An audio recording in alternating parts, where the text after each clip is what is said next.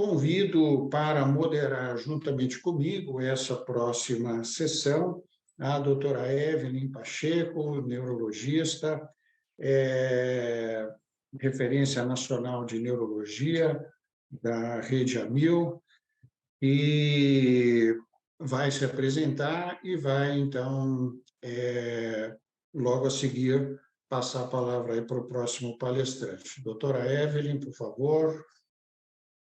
Bom dia a todos, obrigada, Dr. Renan, pela gentileza das palavras. Agradeço imensamente o convite para fazer parte desse grande evento. E sem mais delongas, eu quero convidar aqui o Dr. Arthur Cuquier. O Dr. Arthur Cuquier, ele é neurocirurgião do Hospital Samaritano Paulista e diretor da Clínica Cuquier. E vai falar para a gente aqui da apresentação hoje sobre a modulação de epilepsia. Doutor Arthur? Bom dia a todos. Vocês estão vendo a minha tela? Sim, perfeitamente. Sim, sim. Ok. Bem, eu, antes de mais nada, gostaria de agradecer o convite gentil do Renan para poder participar desse evento. O que eu gostaria de conversar com vocês hoje é a respeito da neuromodulação nas epilepsias, em especial dos avanços que nós temos visto nos últimos anos.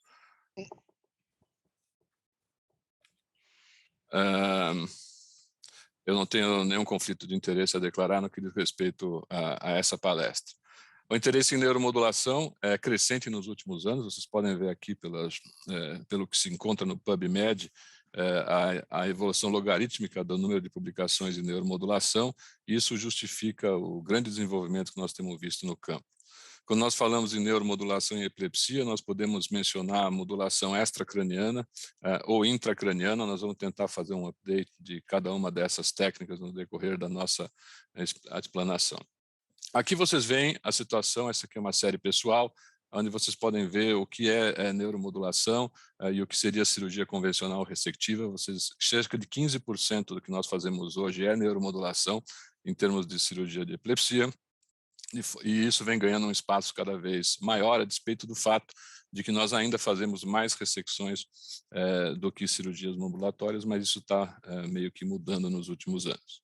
Esses são os dois estudos pivotais que deram início à neuromodulação em epilepsia, que eu não vou discutir hoje, porque isso já é uma coisa bem conhecida, e eu vou tentar me ligar mais nos detalhes do que nós estamos progredindo nos últimos anos. Esse é o estudo, à esquerda vocês veem o estudo Santé, que foi patrocinado pela Medtronic, e à direita o estudo de neuromodulação responsiva, que foi patrocinado pela Neuropace. Como vocês podem ver pelos formatos das curvas, apesar das estimulações utilizarem equipamentos diferentes, populações diferentes, o resultado da fase cega foi bastante similar. Esses estudos tiveram alguns problemas de elaboração do estudo, especialmente no tempo de segmento em duplo cego, mas nós vamos nos atentar para as próximas técnicas que vão se desenvolvendo. Eu vou começar a discutir com vocês uma outra técnica que vem se utilizando com cada vez mais frequência, tanto com alça aberta como alça fechada, que é a estimulação do núcleo centro-mediano do tálamo. Isso começou na Cidade do México, com o Francisco Velasco, por volta de 1987, e a nossa contribuição para o ramo começa em 2009, com a nossa primeira publicação em estimulação de centro-mediano em pacientes com portadores de Lennox-Gastaut. O núcleo centro-mediano difere bastante do núcleo anterior do tálamo, que diz respeito às suas conexões, já que o núcleo anterior do tálamo, que foi utilizado no estudo Santé, é intrinsecamente conectado ao sistema de Papez e, portanto, só vai tratar epilepsias que se digam respeito aos lobos temporais e frontais, enquanto o centro-mediano recebe e emite conexões tanto para o subcórtex como para toda a corticalidade, então tem um efeito muito mais amplo em termos da sua modulação. O núcleo centro-mediano é o núcleo intralaminar do tálamo, como vocês podem ver aqui, essa pequena esfera roxa no meio da lâmina do tálamo. É um núcleo que faz parte do sistema reticular ativador ascendente. Isso vai justificar algumas das melhoras cognitivas que a gente vê nesses pacientes. Apesar de ainda não ser adequadamente visto na ressonância magnética, esse núcleo é facilmente abordável do ponto de vista estereotáxico, já que ele é como que se deita sobre o plano comissural posterior ao nível da linha ACPC, para aqueles que estão acostumados com esse tipo de planejamento, é um planejamento relativamente simples. Como ele não é visível à ressonância magnética, o que nós fazemos é a instalação dos eletrodos e uma tomografia intraoperatória, e essa tomografia intraoperatória, então, se superimpõe um Atlas de Chaltembran para que a gente tenha uma noção mais clara exatamente de onde a gente está, já no intraoperatório desses pacientes. Esse é o alvo que nós pretendemos obter quando nós utilizamos o núcleo centro-mediano. Vejam que eles estão a nível da comissura posterior. Essa é uma das nossas publicações sobre resultados a longo prazo, utilizando-se o núcleo centro-mediano no tratamento de epilepsias generalizadas, e vejam que os nossos estudos estão bastante concentrados no que nós realmente queríamos fosse o nosso alvo no núcleo centro-mediano. Então, nós temos uma certeza bastante grande que nós estamos na posição correta. E aqui vocês vejam o resultado de um estudo de longo prazo desses pacientes. Como em muitas técnicas de neuromodulação, você demora alguns meses, aqui 4, 5 meses, para você chegar a um resultado mais adequado nesses pacientes, mas uma vez que esse resultado se atinja depois de 4 ou 5 meses, você vai ter o resultado que praticamente se aproxima da realidade final desses pacientes. Cerca de 80% desses pacientes têm no mínimo 50% de diminuição das crises, o que numa população de pacientes com Lennox-Gastaut é realmente um resultado bastante relevante para quem cuida desse tipo de população de pacientes. A seleção dos pacientes para estimulação de centro-mediano, então, são aqueles com Lennox-Gastaut, ou que nós chamamos de síndromes Lennox-like, que parecem muito um Lennox-Gastaut, mas falta, por exemplo, o ritmo recrutante no sono, no eletro, mas que, de resto, por exemplo, são totalmente compatíveis com Lennox-Gastaut, bem como outras epilepsias generalizadas primárias. A epilepsia generalizada primária, em geral, é considerada uma síndrome benigna, mas não existe um espectro desses indivíduos que não respondem às medicações disponíveis e também são bons candidatos a fazer estimulação de centro-mediano, e nada impede, como nós vamos ver no final da apresentação, que se utilize 2 técnicas, o centro-mediano e a estimulação de nervo vago nesses pacientes. A programação desses eletrodos é uma programação bipolar de alta frequência, contínua, e o limite superior gira em torno de 5 volts, quando se utiliza métodos que se utiliza voltagens, considerando uma impedância de 1000, deve ser muito parecido com a amperagem nos sistemas que utilizam amperes. Nós utilizamos um incremento de meio volt a cada semana, e os pacientes às vezes reclamam de parestesias, mas são parestesias que desaparecem em alguns minutos ou horas após a programação deles, então não é um problema a longo prazo. A nossa primeira série foi uma série de centro-mediano em pacientes que já haviam sido submetidos à calostomia, e como vocês podem ver aqui, não só houve uma diminuição significativa do número de crises com estimulação do centro-mediano, como também houve uma melhora da atenção, que é um efeito colateral bem-vindo, que nós vemos frequentemente com a estimulação do centro-mediano. Lembrar que ele faz parte do sistema reticular ativador ascendente, e aqui vocês vejam o efeito da calostomia e do DBS na neurofisiologia desses pacientes. A calostomia causa um ritmo caloso, com uma desincronização biemisférica, e o DBS, o que ele faz, na verdade, é diminuir a duração e a frequência desses surtos generalizados, mas eles ainda permanecem aí como marcadores biológicos da epileptonicidade desses pacientes. Algumas técnicas de ressonância magnética já têm sido utilizadas para tentar localizar o núcleo centro-mediano. Nós estamos utilizando o MT2 RAGE, que acho que é a melhor que temos agora, apesar de um grupo chinês também ter tentado utilizar a QSM para tentar localizar esse núcleo, mas eu acho que o MT2 RAGE tem sido uma opção melhor. Mais recentemente, em conjunto com o laboratório do Hall em Yale, nós tivemos a oportunidade de demonstrar pela primeira vez que a estimulação do núcleo centro-mediano foi capaz de induzir agudamente respostas mensuráveis no eletroencefalograma de superfície, que consistem basicamente de um aumento de gama e uma diminuição de alfa nesses pacientes, consistente com um aumento de atenção, e que parece ser um biomarcador para a efetividade e a efetiva estimulação do núcleo centro-mediano nesses pacientes, utilizando uma técnica não invasiva. Eu queria mudar agora rapidamente para a estimulação hipocampal, é um outro tema que nós nos preocupamos e vemos fazendo com cada vez mais frequência, que também iniciou simultaneamente na Bélgica e na Cidade do México com Francisco Velasco e Crystal von Kipon-Boom, no início do século XXI, e a nossa participação começa em 2021 com uma série aberta de 9 pacientes, em que 4 deles ficaram totalmente livres de crises, que eram pacientes com epilepsia celular temporal, que não eram candidatos à cirurgia resectiva, e 4 deles ficaram totalmente livres de crises com estimulação hipocampal direta. Os candidatos a esse tipo de procedimento são aqueles que não são bons candidatos, obviamente, à cirurgia resectiva, que ainda têm resultados melhores do que a neuromodulação. A programação é um pouco diferente do que da estimulação talâmica, já que nós temos que utilizar uma voltagem menor, porque aí nós vamos estar estimulando diretamente o foco, ou então o relé de espraiamento do mesmo. Nós utilizamos uma entrada posterior, que utiliza o eixo hipocampal gerado pela cabeça do hipocampo e pelo corpo para inserção de um eletrodo único que cobre desde a cabeça até a porção posterior do corpo do hipocampo nesses pacientes. Essa nossa série aberta se seguiu a uma série, um túbulo duplo cego, controlado, com estimulação hipocampal, que nós publicamos há poucos anos atrás, que nós demonstramos que esses pacientes têm uma dramática diminuição imediatamente após o início do estímulo, ao contrário do que acontece no tálamo, tanto das crises com manutenção da consciência, como aquelas com perda da consciência, e que essa diminuição das crises nesses pacientes, quando se compara, por exemplo, com o estudo Santé ou o estudo Daniel Pace, é muito mais robusto com a estimulação temporal direta em pacientes com epilepsia celular temporal, que parece ser mais eficaz do que as técnicas anteriormente disponíveis. Da mesma maneira, nós fazemos uma tomografia intraoperatória nesses pacientes, mas como o hipocampo é uma estrutura visível na ressonância magnética, fica mais simples, nós não precisamos superimpor atlas, nós fazemos a tomografia intraoperatória e superimpomos a ressonância magnética pré-operatória, ou então, eventualmente, em algum hospital, podemos fazer também a ressonância intraoperatória.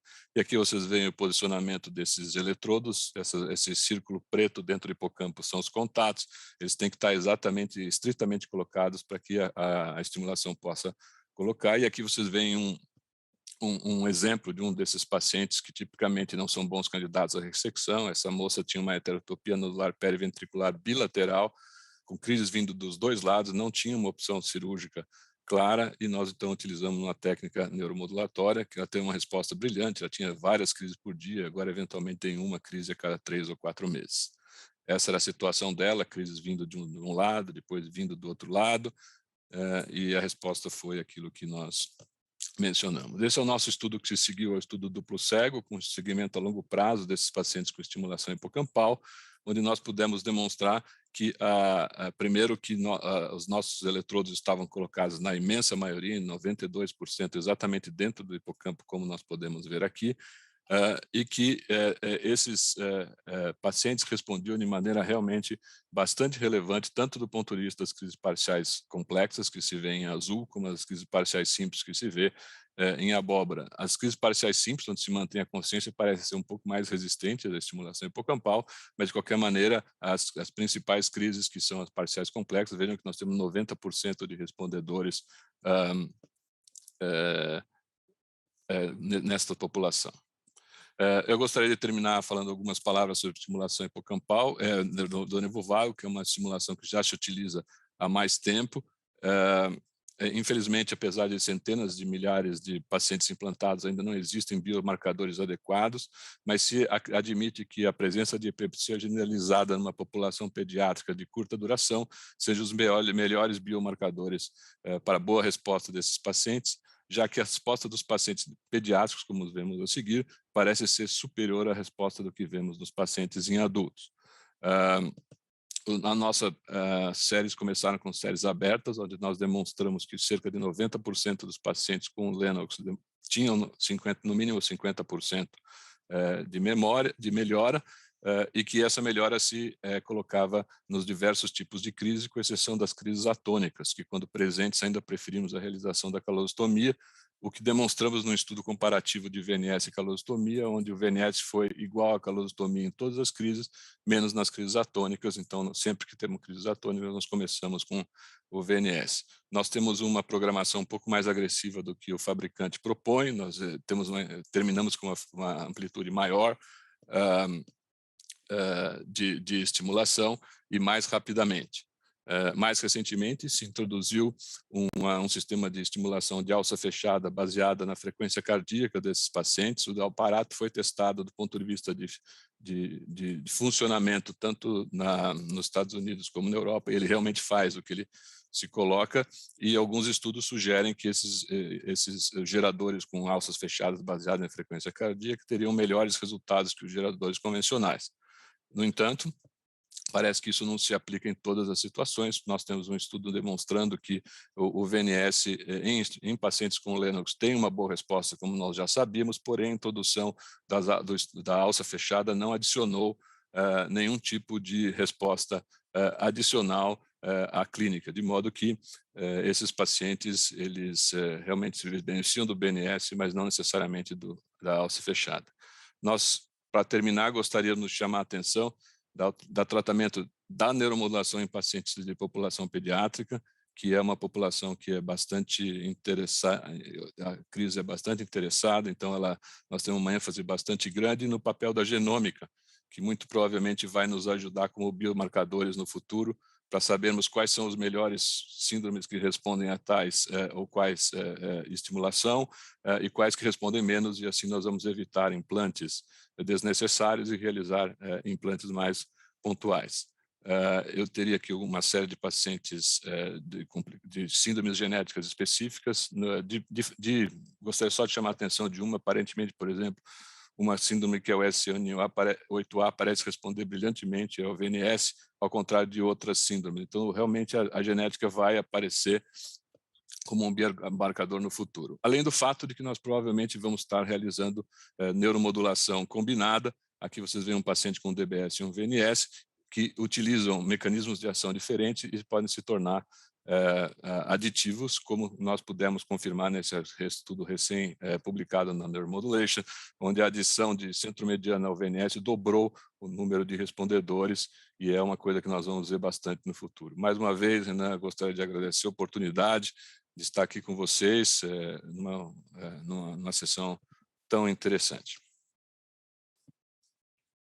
Muito obrigado, doutor Arthur, pela brilhante apresentação, aí, mostrando aí as contribuições extremamente importantes. E vamos dar sequência, então. Eu gostaria agora de chamar o doutor Murilo Marinho, que é neurocirurgião do Hospital Samaritano Paulista, Samaritano de Higienópolis, que vai falar sobre o DBS nos transtornos de movimento. Doutor Murilo, por favor. Olá, Renan. Muito obrigado. Primeiramente, é uma honra estar aqui. Muito obrigado pelo convite. Gostaria de parabenizar esse terceiro encontro internacional. Vamos falar sobre o tratamento neurocirúrgico do distúrbio do movimento. É um desafio grande, principalmente vamos dar um enfoque nas principais doenças, seja ela a doença de Parkinson, tremor essencial e distonia. Falar um pouco sobre as indicações e alguns exemplos clínicos. Não poderia deixar de começar essa apresentação de relembrar que a doença de Parkinson foi primeiramente descrita em 1817 por James Parkinson. Naquela época, através da sua monografia, já no capítulo 1, descreve uma síndrome neurológica insidiosa, que os pacientes cursavam com tremor, muitas das vezes em repouso, que com o passar da doença havia uma tendência de propensão para o tórax para frente, chamado de anterocólis, e também a marcha em pequenos passos. Coube ao pai da neurologia moderna, Jean-Martin Charcot, e Salpêtrière, 70 anos mais tarde, incluir dois sintomas importantes da doença, a bradicinesia e a rigidez em roda denteada, e dando início, em homenagem, o nome da doença de Parkinson. A doença de Parkinson é a segunda doença neurológica mais prevalente do ponto de vista degenerativo do mundo, ficando apenas atrás da doença de Alzheimer. Afeta cerca de 1 a 2% da população acima de 60 anos e tem como a idade principal fator de risco, seja do ponto de vista da incidência quanto da prevalência. Em média, de maneira geral, a doença começa ao redor dos 60 anos, porém, 1/4 desses pacientes iniciam a doença antes dos 40 anos de idade, que são chamados de Parkinson precoce, levando ao grande impacto socioeconômico, tanto do ponto de vista da doença, quanto da sua desabilidade e principalmente da perda da produtividade desses pacientes. Por definição, temos os sintomas motores, que é preciso ter a bradicinesia e mais um outro para dar o diagnóstico. Além da bradicinesia do tremor e da rigidez, temos ainda a instabilidade postural, que acontece, na grande maioria das vezes, na evolução da doença, e também outros sintomas motores, seja ele a distonia do off, e também um outro sintoma muito importante, que são as discinesias induzidas pelas medicações. Um último sintoma motor muito frequente na fase avançada da doença são os freezings da marcha, ou seja, o congelar que acontece tanto na fase off da medicação, como também na fase on. E dando enfoque no tratamento cirúrgico dos transtornos do movimento, não podemos deixar que isso começou já no início do século passado, quando Sir Victor Hosler ressecou o que se achava mais tarde ser a área motora primária, ou seja, o giro pré-central de um paciente com coriotetose. Outras lesões na via córtico-espinhal foram se atentadas. Por exemplo, René Lerich e Busse descreveram as famosas risotomias cervicais laterais, interrompendo a via motora primária. Porém, o paciente melhoraria do transtorno do movimento, só que evoluiria com um sintoma neurológico muito pior, que é a espasticidade. Até que Meyer, no final dos anos 40, descreve a sua série de 58 pacientes que, naquela época, sem uma técnica microcirúrgica, sem um microscópio, ressecava-se 2/3 do anteriores do núcleo caudado e os pacientes melhoraram 60% dos sintomas de Parkinson pré-levodopa, porém com a mortalidade alta. Até que a famosa dupla de neurologista e neurocirurgião americano, chamado de Spiegel e Weiss, descreve um aparato estereotáxico compatível para humano, que através de 3 coordenadas cartesianas consigam surgir lesões dentro da calota craniana com precisões milimétricas. E aí vem o interesse dos núcleos da base. Hasler descreve lesões na região lateral, ventrolateral do tálamo, com bom controle do tremor. Cooper, incidentalmente, descreve a sua série de 6 pacientes que, através de lesões numa famosa artéria, importante artéria do cérebro, a artéria coroideia anterior, os pacientes melhoraram os sintomas parkinsonianos. Até que o estudo neurofisiológico, através do microrregistro, começa em 56, no Japão, com Narabayashi. E um grego naturalizado americano, chamado George Godson, em 67, inventa ou descreve uma enzima aromática chamada L-dopa-descarboxilase e cai por terra o tratamento cirúrgico. Ressurge a era da levodopoterapia. Como é que funciona essa medicação no início da doença? Se voltássemos lá no segundo ano da Faculdade de Medicina, na aula de farmacologia, entendemos que toda vez que administramos um fármaco, ele passa de um efeito infraterapêutico, atinge a janela terapêutica e depois de tanto tempo existe a meia-vida da droga, e essa droga perde o efeito. É isso que acontece na fase inicial da doença de Parkinson, ao ponto que usamos uma medicação, quiçá 3 vezes ao dia, e o paciente fica muito bem, obrigado. Se tratando de uma doença neurodegenerativa progressiva, cada vez mais vamos ter menos dopamina na parte compacta da substância níquel, ao ponto que o meu paciente toma uma medicação, demora 40, 50 minutos para fazer efeito, faz efeito durante 1, 2, às vezes 3 horas e perde o efeito. E aí vem o nome da flutuação motora, ou no inglês, wearing off. Quando isso acontece geralmente a partir do 4º ano da doença, se vem a ideia da neuromodulação, que nada mais é do que a melhor fase da medicação. E se ressurge os tratamentos cirúrgicos nos anos 80, através das palidotomias e, em 87, quando o professor Benabi, em uma dessas cirurgias ablativas, ao introduzir um eletrodo no cérebro, conseguiu, com estimulações acima de 100 Hz, controlar os sintomas parkinsonianos. O que consiste isso? De uma maneira bem objetiva, um gerador de pulso, assim como apresentado pelo Dr. Arthur, nas epilepsias, as extensões e conexões em eletrodos cerebrais que são localizados em núcleos profundos do cérebro. Mas como toda técnica neuromodulatória, sempre existe 3 pilares, seja a indicação, o posicionamento correto desse eletrodo e uma programação pós-operatória. Na doença de Parkinson, o diagnóstico é fundamental, e para isso o tempo. No início, outras doenças, outras síndromes parkinsonianas podem mimetizar a doença de Parkinson, como atrofia de múltiplo sistema, paralisia supranuclear progressiva e também as demências de corpos de Levy. Por isso, o tempo de 4 anos é importante. Uma boa resposta à levodopa, o teste pré-operatório, acima de 30%. E aí vem o que a cirurgia realmente melhora nesses pacientes, que são as flutuações motoras, seja elas períodos off mais que 3 horas por dia, fenômenos on-off imprevisíveis e também as discinesias de pico de dose. Um outro sintoma parkinsoniano muito difícil de tratar clinicamente são os tremores. Precisamos de altas doses de levodopa, além de anticolinérgicos, e também os efeitos colaterais desses anticolinérgicos, principalmente em pacientes idosos. Do ponto de vista neuropsiquiátrico, a ausência de demência ou alterações psiquiátricas graves e uma boa adesão ao tratamento. Do ponto de vista cirúrgico, existem dois alvos na literatura já muito bem estabelecidos, e cada um tem a sua função. Por exemplo, o núcleo subtalâmico faz parte da via indireta, ou a via inibitória do movimento. Estimulações nesse núcleo melhoram muito os sintomas do OFF, principalmente tremor, rigidez, bradicinesia. Conseguimos diminuir a quantidade de levodopa desse paciente, ao ponto que o globo pálido interno, por fazer parte da via direta, tem uma interferência muito grande nas discinesias. Esse é um exemplo de um tratamento cirúrgico de uma paciente jovem com uma forma tremulante, que já na sala cirúrgica, o posicionamento correto permite que esse paciente controle o sintoma já no ato operatório. E aí podemos ver o paciente antes, com o aparelho, com um tremor, e a partir do momento que inserimos o eletrodo e ligamos, já um controle satisfatório desse tremor. E o que acontece ao longo dos anos? 8 anos esse paciente volta e técnicas neuromodulatórias conseguimos manter um bom resultado clínico só com ajuste dessa neuromodulação. Um outro sintoma importante, a avaliação. A neuroanestesia melhorou muito nos últimos 20, 30 anos. Conseguimos ter uma sedação adequada desse paciente, ao ponto que o neurologista, já na sala cirúrgica, avalia sintomas como a rigidez, a bradicinesia, o tremor, a fala, e a partir do momento que ligamos esse aparelho já na sala cirúrgica, conseguimos com 1 mA melhorar a rigidez e também melhorar a bradicinesia.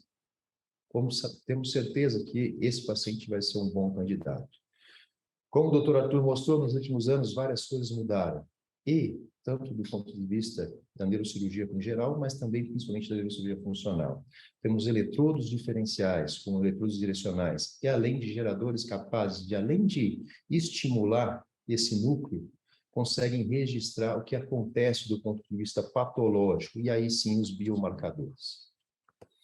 Essa série prospectiva que estamos publicando agora, 16 pacientes, e temos uma felicidade que os primeiros pacientes foram implantados no Hospital Samaritano Paulista, em fevereiro de 2021. Aqui a amostra de um dos nossos pacientes, com a ressonância pós-operatória, um bom posicionamento do eletrodo, e descrevemos um estudo prospectivo observacional, no ponto que 12 pacientes, na data de hoje, completaram um follow-up de 6 meses.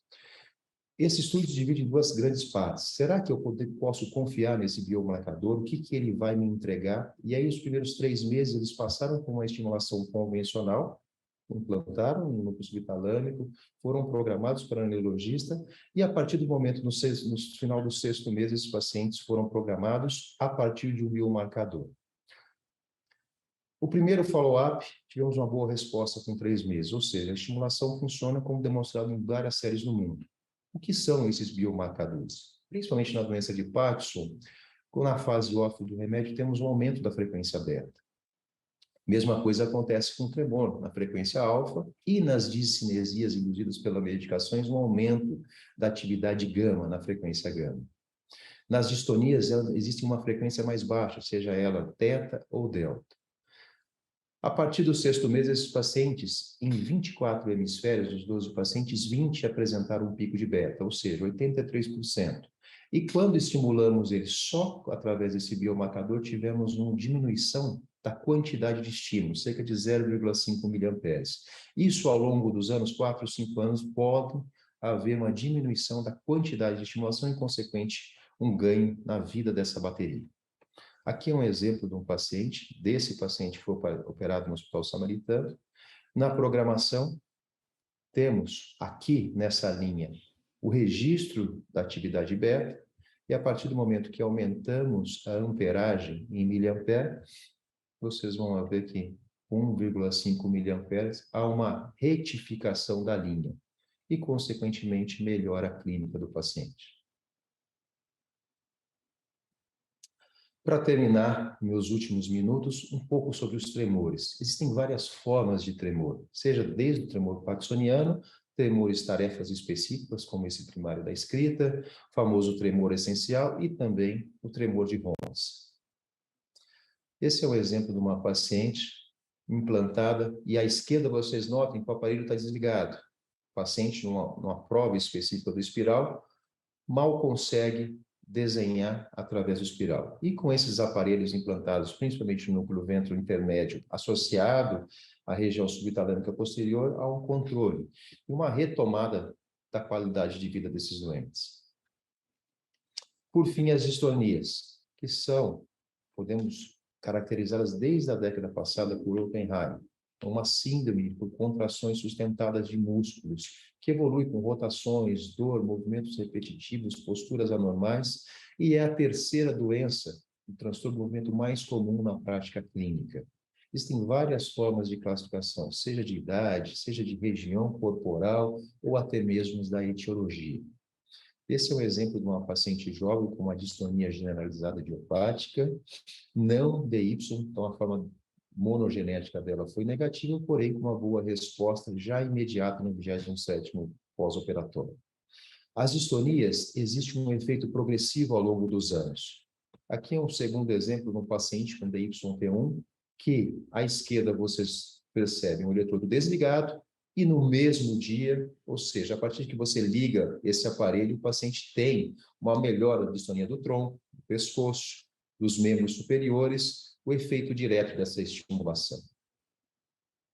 Por fim, o tratamento cirúrgico ele tem um resultado muito específico na doença de Parkinson, com a melhora dos sintomas motores, não motores e melhorando a qualidade de vida. Os melhores pacientes são aqueles com a forma idiopática, com mais de 4 anos de doença e com uma boa resposta levodopa. O que melhora? Sintomas, principalmente como a rigidez, a bradicinesia, o tremor, as discinesias, e também em relação aos alvos, temos uma grande variedade. A cirurgia tem que ser individualizada, onde a melhor escolha, através do time, faz com que esse paciente tenha um bom resultado. Tremores essenciais, acima de 2 anos, se tornam refratários incapacitentes, têm uma boa resposta ao tratamento cirúrgico, assim como as distonias primárias idiopáticas. E dentro delas, o fator monogenético, principalmente a DYT1, é a que melhor responde ao tratamento cirúrgico. Mais uma vez, muito obrigado e parabenizo esse brilhante evento. Obrigada, Murilo, pela aula impressionante. Os resultados impressionam bastante quando a gente fala de neurocirurgia funcional. E agora eu quero convidar o Dr. Wilson Muricama Júnior, ele que é neurocirurgião do Hospital Samaritano Paulista e do Hospital Samaritano Higienópolis, para falar para a gente um pouquinho sobre o tratamento da dor crônica com neuromodulação. Bom dia, tudo bem? Estão conseguindo me ouvir? Oi, oi. Sim. Sim, o som tá bom, só a câmera tá desligada, Murilo. Bom dia. Inicialmente, queria agradecer à comissão organizadora, o Dr. Renan, pelo prazer de poder dividir um pouquinho da nossa experiência no tratamento da neuromodulação para as doenças que cursam com dor crônica, né? Então, esse é o tema da aula. Inicialmente, vamos começar falando um pouquinho do conceito, que... Só um segundinho aqui. Pela Sociedade Internacional de Neuromodulação, o que seria a neuromodulação?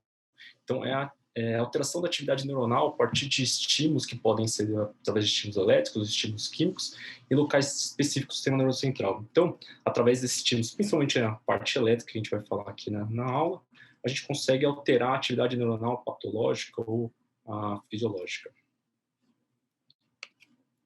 Então, para a gente entender o tratamento da dor, a gente tem que ter algumas características da via da dor aí, para conseguir entender como que a gente consegue neuromodular a via nociceptiva.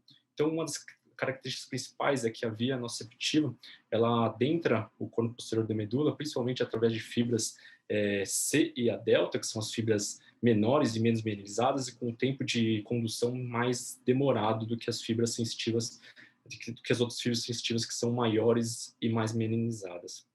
Então, as vias nociceptivas, as fibras aferentes, das fibras C. A delta vão fazer sinapse com os neurônios de segunda ordem, principalmente no corno posterior da medula, nas lâminas 1, 2 e 5, das lâminas de Hexed, e nessa região, onde a gente considera como o portão da dor, ela fazer a sinapse com os neurônios de segunda ordem, que vão ascender para o sistema central na porção encefálica. Então, aqui só demonstrando, a gente tem o estímulo nociceptivo, que adentra através da fibra aferente no corno posterior da medula, faz as sinapses com os neurônios de segunda ordem, nas lâminas 1, 2 e 5 principalmente, e vão decussar ainda ao nível medular e ascender através principalmente dos estratos espinotalâmicos e espinoretículo-talâmicos para a porção encefálica. E lá na porção encefálica vão ter duas principais conexões, uma na substância cinzenta periaquedutal, que é um dos principais centros responsáveis pelas vias monoaminérgicas de controle da dor, e também realizar sinapses na região talâmica, podendo realizar a sinapse com os neurônios de terceira ordem, que vão fazer conexão com o córtex sensitivo e com o córtex límbico aí do cíngulo e o giro do cíngulo, e com a porção do giro da ínsula. Falando um pouquinho dos tipos de neuromodulação, então a gente pode dividir principalmente em dois grandes grupos: as neuromodulações não invasivas, que tem como principais agentes a estimulação por corrente direta, o TDCS, e a estimulação transcraniana magnética, e as neuromodulações invasivas, que é a estimulação medular, a estimulação cerebral profunda, a estimulação do gânglio da raiz dorsal e a estimulação dos nervos periféricos. Que só um apanhado geral dos tipos de neuromodulação que a gente pode realizar no indivíduo para o tratamento da dor. Então, começando pela estimulação não invasiva, a gente tem o TDCS, que é a estimulação por corrente direta. É um método de neuromodulação barato, de fácil acesso, né, com poucos efeitos colaterais, em que a gente utiliza, a partir de dois polos, o estímulo por corrente, a partir de um gerador de dois polos, a gente consegue realizar uma corrente elétrica entre os dois polos e, com isso, realizar a ativação e a modulação do córtex cerebral a partir da corrente elétrica. Então, por ser um método barato e com poucos efeitos colaterais, tem diversos estudos com diversas síndromes álgicas.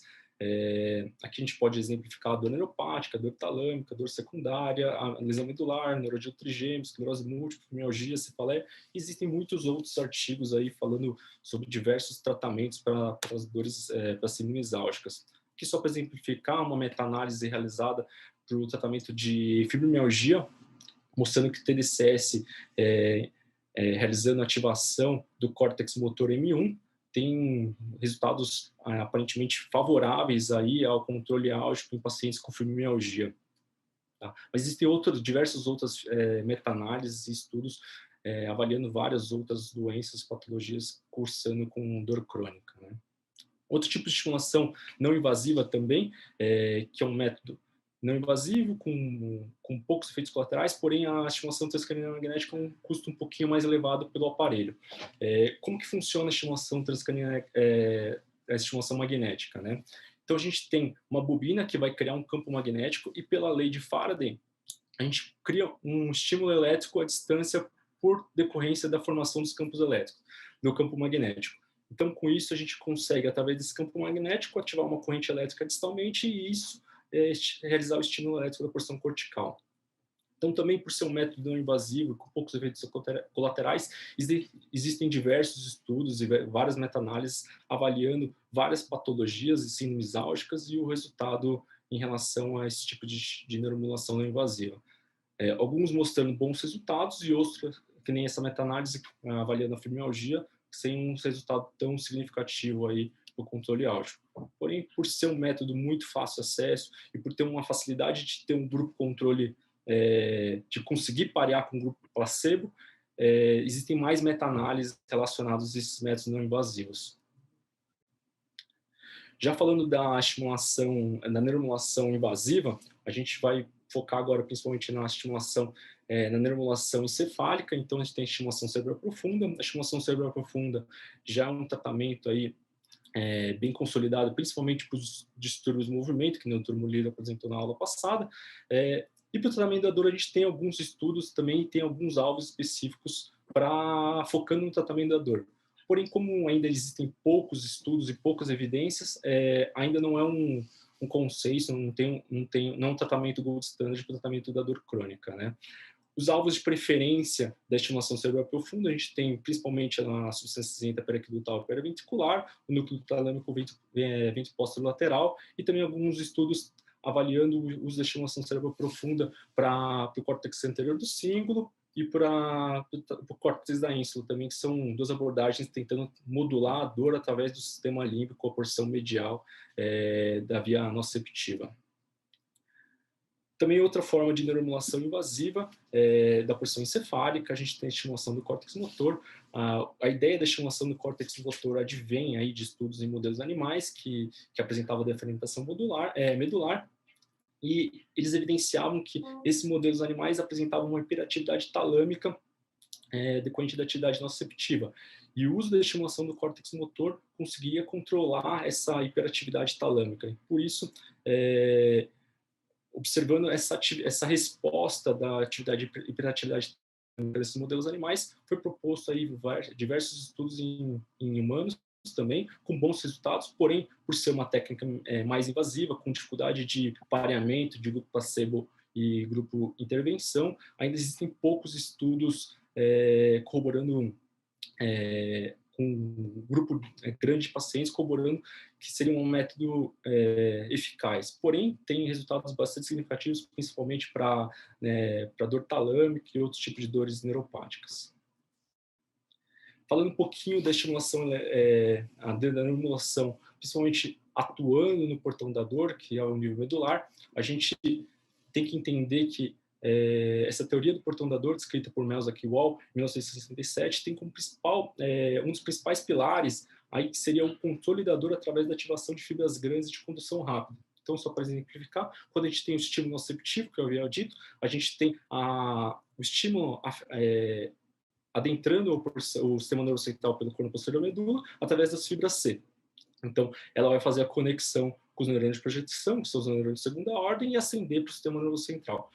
Através da teoria do portão da dor, com o estímulo das fibras A-beta e aumento do estímulo dos neurônios inibitórios, a gente tem um aumento da liberação GABAérgica e, com isso, a inibição da desfloração dos neurônios de projeção, os neurônios de segunda ordem. Então, a estimulação medular já foi descrita em 1967 pelo Dr. Schiller e já é aprovada no FDA desde 1989. Só para a gente entender como funciona a estimulação, é um implantado eletrodo na porção epidural e a gente diferencia um polo negativo, um polo positivo, que é o catodo e o anodo, e a neuromodulação através da corrente elétrica através de pulsos, né, por ondas. Então, a gente tem que diferenciar no tipo de estimulação, a amplitude da onda, a largura de pulso e a frequência que essa onda vai ser realizada para conseguir atingir e modular determinados níveis neuronais. Então, outras características da estimulação medular é que o eletrodo é implantado principalmente na porção epidural. Então, por ser implantado na porção epidural, a gente tem uma coluna de líquor entre a dura mater e o corno posterior da medula, e por isso grande parte da eletricidade aí da corrente elétrica se dissipa nesse líquido. Então só uma pequena parte chega na porção medular mesmo. Então isso diferencia quando o paciente está em pé, sentado, deitado, dependendo da distância entre a medula e o eletrodo, a gente tem diferentes tipos de resposta aí no indivíduo, podendo ter uma resposta mais acerbada ou menos acerbada com a neuromodulação. Outra característica da neuromodulação é que as fibras maiores, as fibras mais menizadas e maiores, elas têm um limiar de sensibilidade menor do que as fibras menores, e com isso elas conseguem ser ativadas. Isso corrobora com a teoria de conseguir atingir o portão da dor, ativando as fibras, principalmente a beta, e conseguindo inibir a entrada do portão da dor no corno posterior da medula.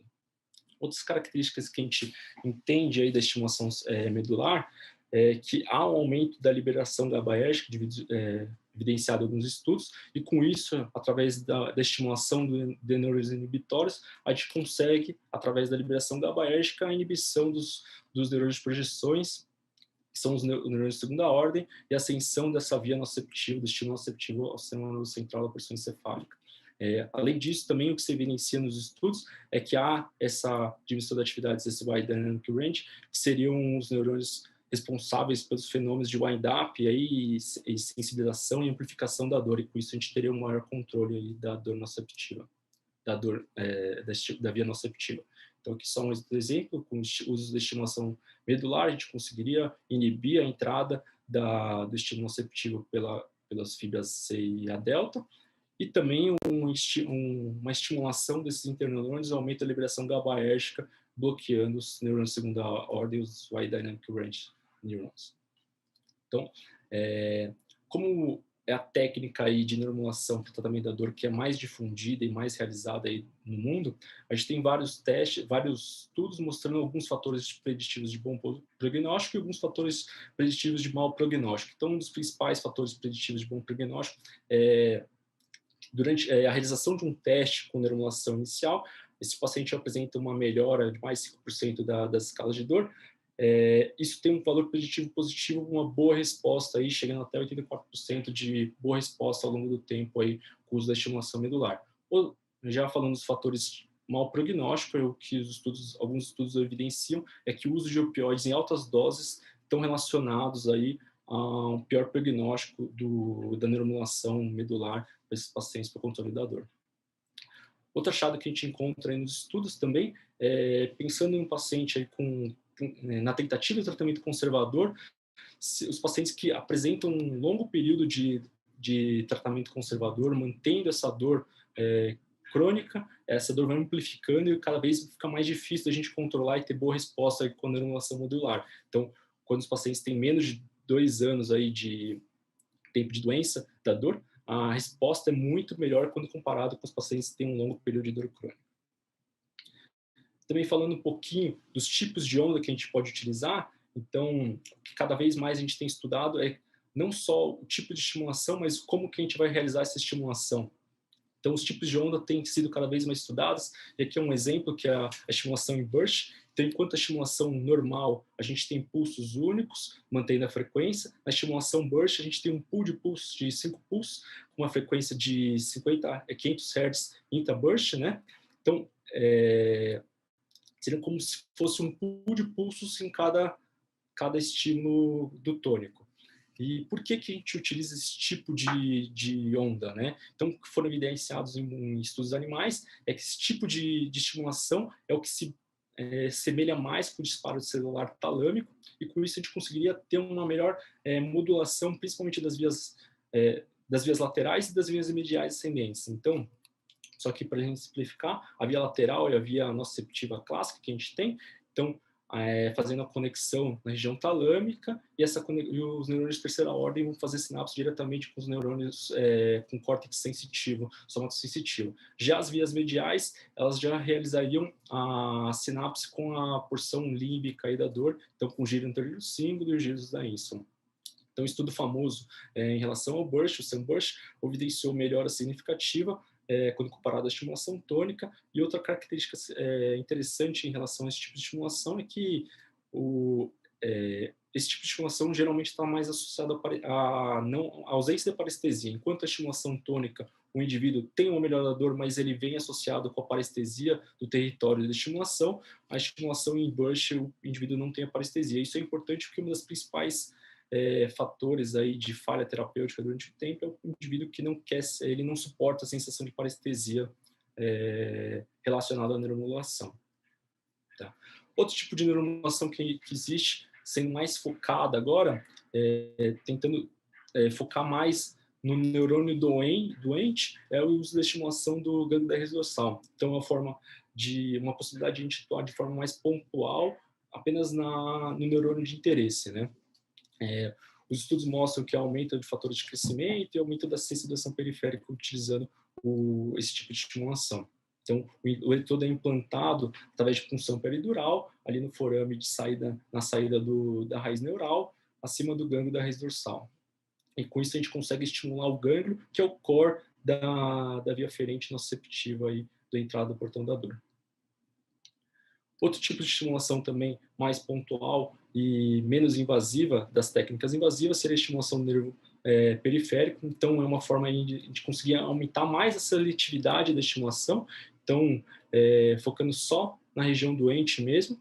Seriam técnicas menos invasivas, porque a gente não adentraria o sistema nervoso central, e tem uma das principais indicações, a neurologia hospital, que nem aqui na fotografia ao lado exemplificado. Porém, tem diversas outras abordagens terapêuticas, aí a gente podendo utilizar o PNS, a estimulação do nervo periférico, estimulando o nervo subescapular, para dor no ombro, a estimulação dos ramos geniculares, aí, dos nervos geniculares do joelho, para conseguir tratar a dor do joelho, o uso da estimulação do nervo ciático, nervo tibial, e com o advento também com o uso do ultrassom e o melhor entendimento da anatomia, tem se melhorado a técnica aí para se conseguir o melhor resultado desse tipo de estimulação. Aqui outros exemplos para membros superiores, que é o nervo radial e o nervo ulnar. Então, em conclusão, a gente tem diversas modalidades aí de neuromodulação. E o importante, eu acredito, que é identificar bem qual que é a etiologia da doença e o que está causando a dor no indivíduo, para a gente conseguir, através disso, selecionar melhor os tipos de neuromodulação que o paciente vai ter uma melhor resposta. E com isso a gente tratar o indivíduo o paciente de forma mais individualizada. Acho que é isso. Eu tentei dar uma breve resumida nos tipos de neuromodulação. Acho que deu para entender um pouquinho do que a gente tem de armamento para a neuromodulação, para o tratamento da dor atualmente. Obrigado.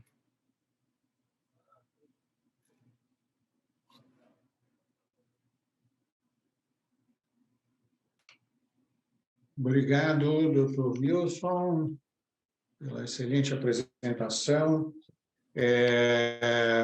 Temos aqui alguns minutos aqui para discussão, né? Chamo novamente, então, a sala do doutor Murilo, doutor Arthur, doutora Evelyn também já está aqui, já está conosco, e passo a palavra, então, para a doutora Evelyn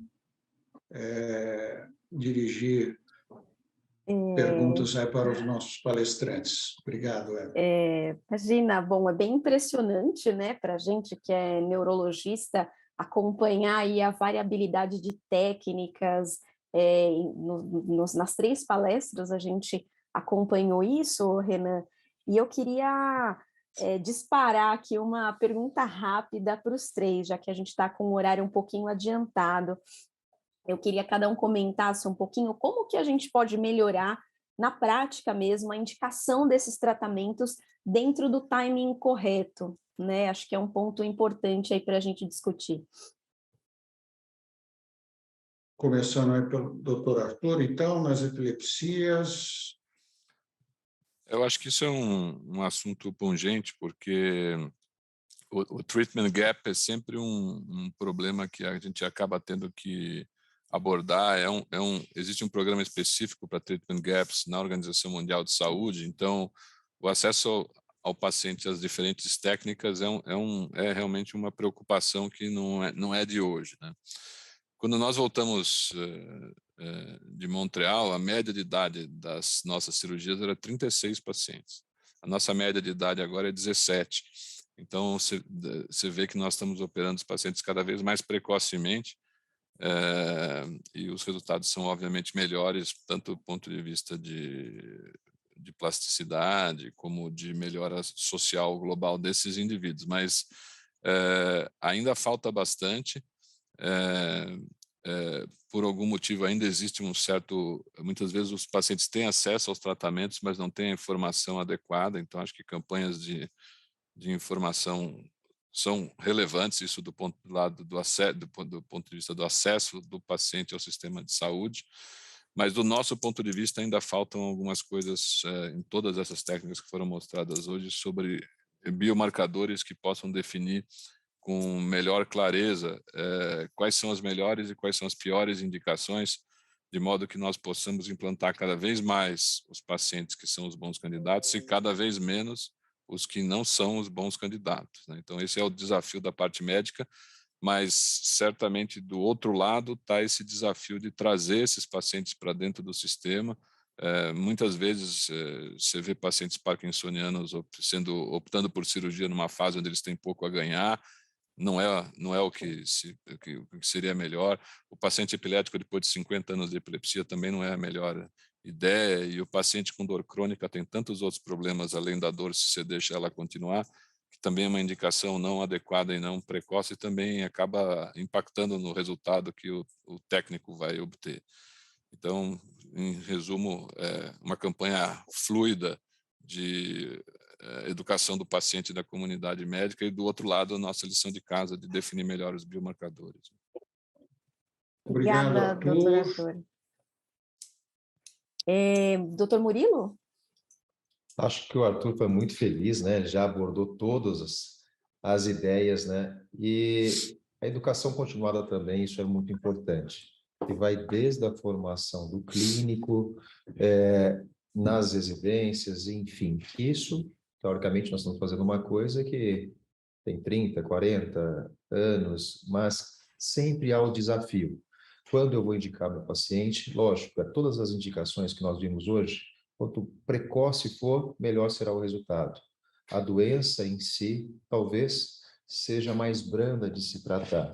E, com certeza, passamos numa fase que tem o diagnóstico da doença, mas tem os subdiagnósticos, dentro do ponto de vista genético, enfim. Então, eu acredito que a grande indicação, a conscientização, tanto do médico clínico quanto do paciente, é um caminho difícil, mas com bom sucesso para que a gente consiga operar melhor e, principalmente, ter um resultado melhor. Obrigado, Murilo.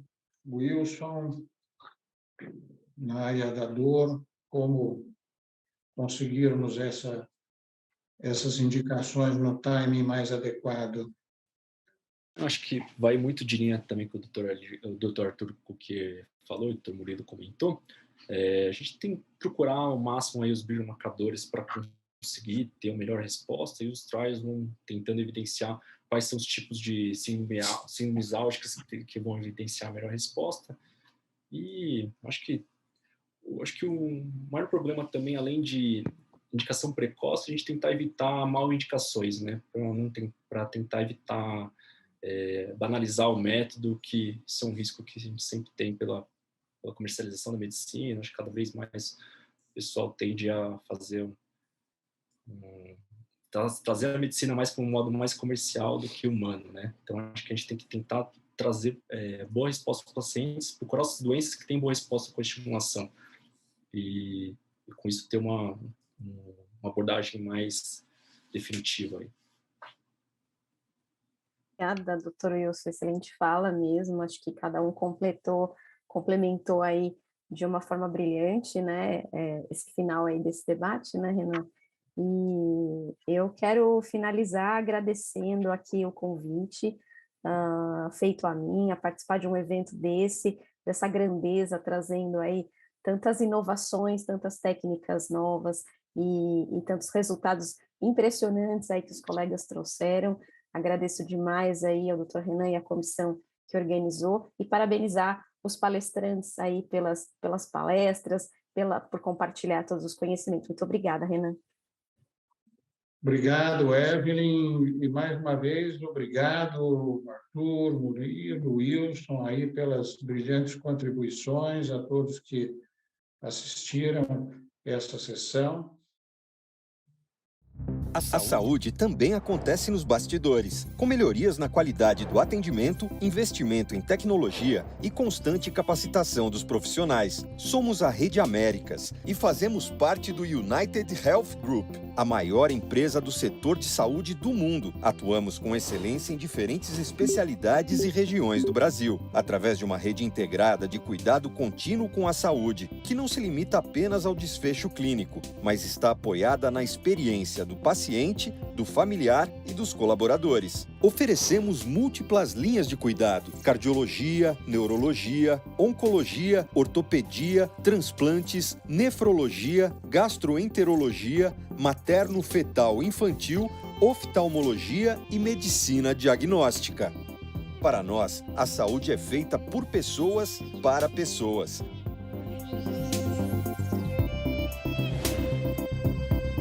Onde tem Américas, tem excelência em cuidado.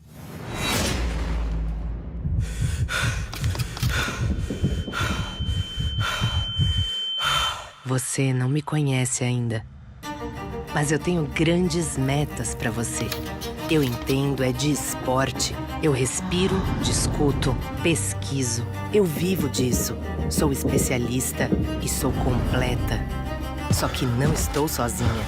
Sou muito mais que um. Sou um time vencedor, a melhor equipe, um grande grupo, capaz de levar seu corpo a um novo patamar, conectá-lo com seu verdadeiro potencial e fazer de você um atleta cada vez melhor. Medicina Esportiva Samaritano. Seu esporte no mais alto nível. At Bristol Myers Squibb, we believe that a single touch has the power to transform, to help make every day better, happier, healthier, starting with a single life, yours.